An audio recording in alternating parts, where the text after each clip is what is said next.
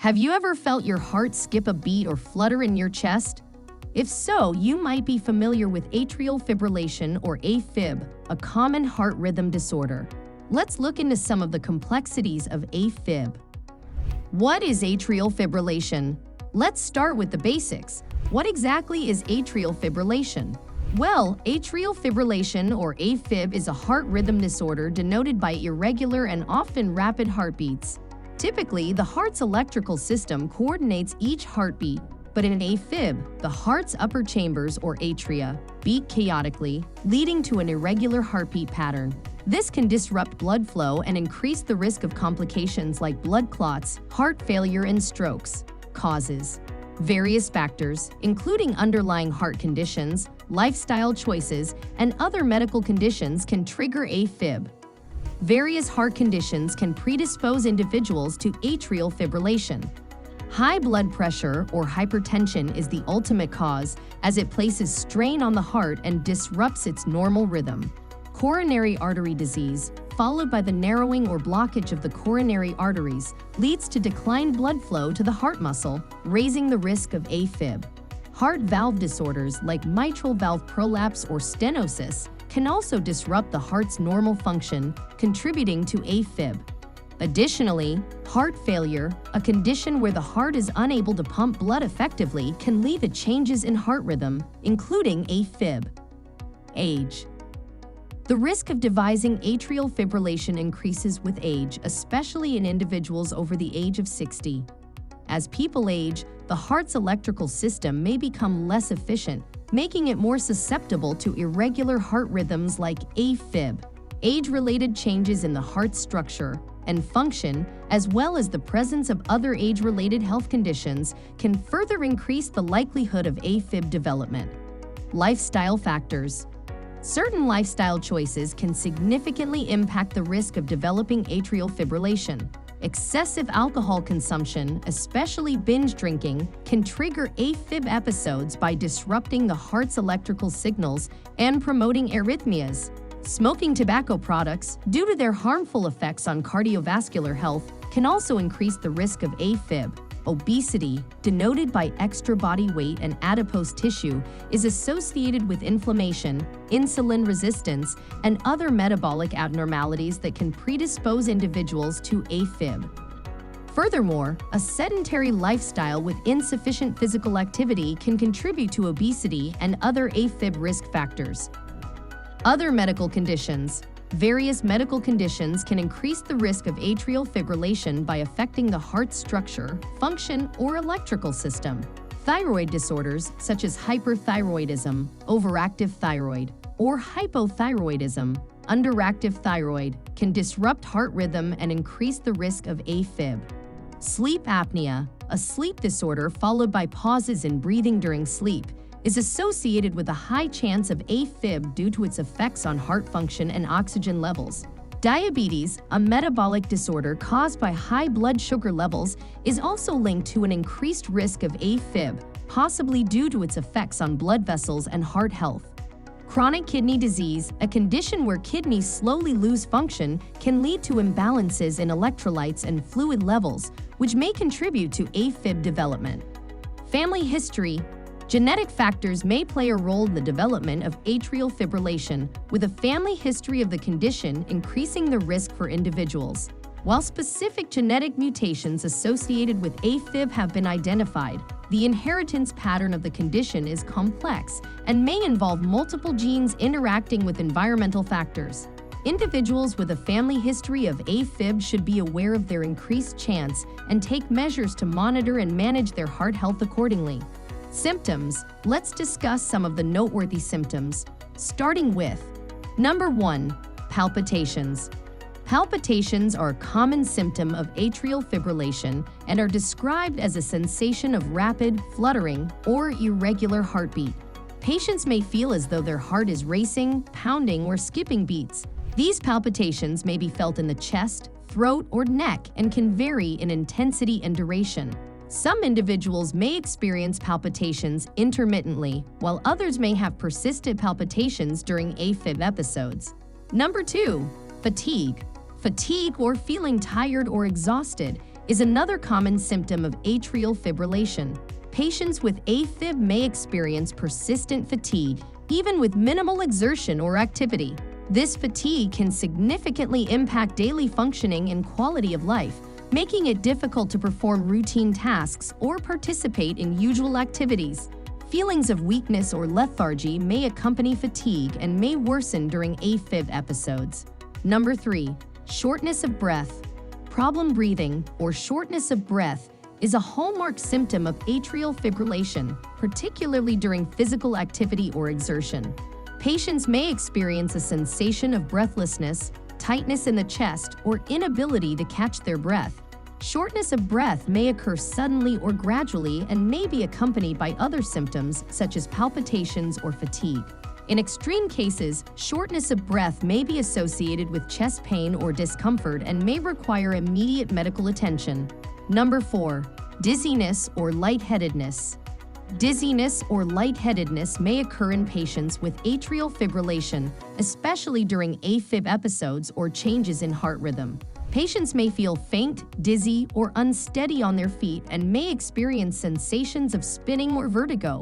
Dizziness or lightheadedness may be triggered by changes in blood flow or circulation, such as rapid heart rate or changes in blood pressure.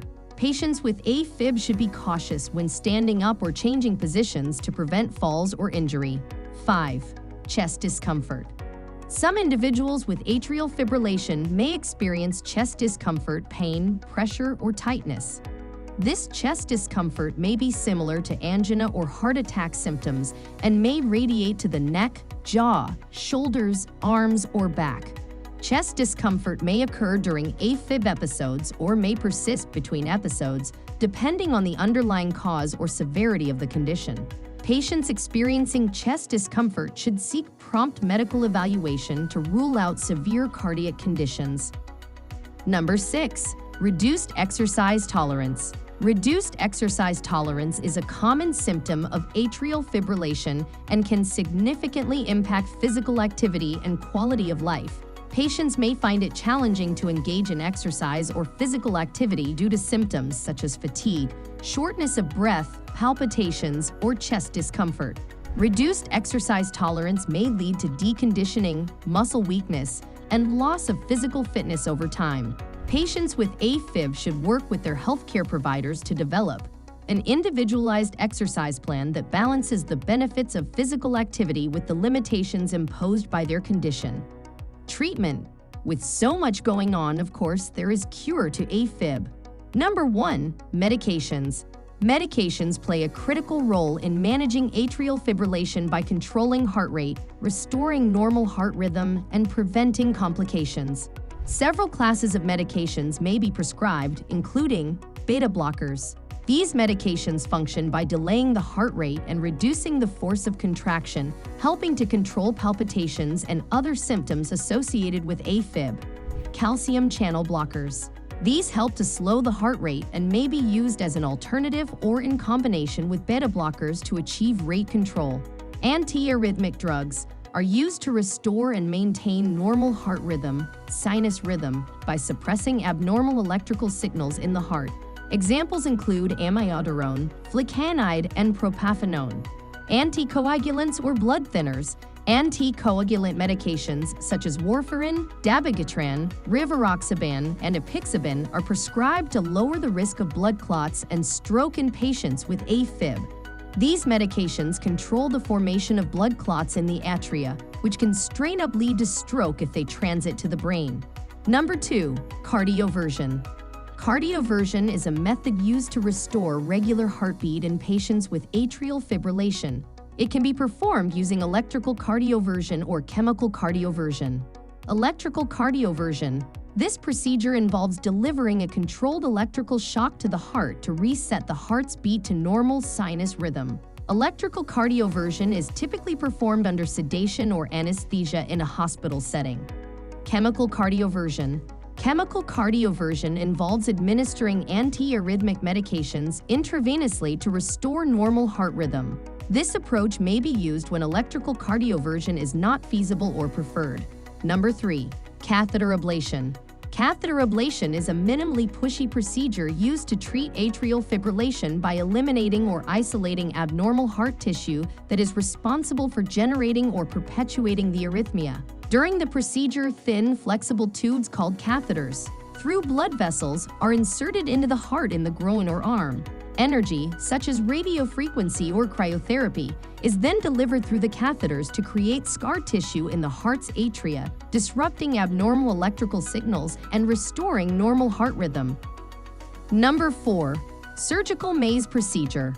The surgical maze procedure is an open-heart surgery used to treat atrial fibrillation by creating scar tissue in the heart's atria to disrupt abnormal electrical signals.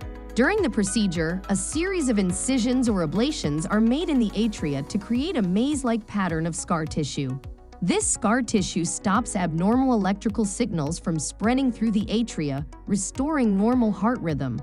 The maze procedure is often performed in confluence with other heart surgeries, such as coronary artery bypass grafting or valve repair.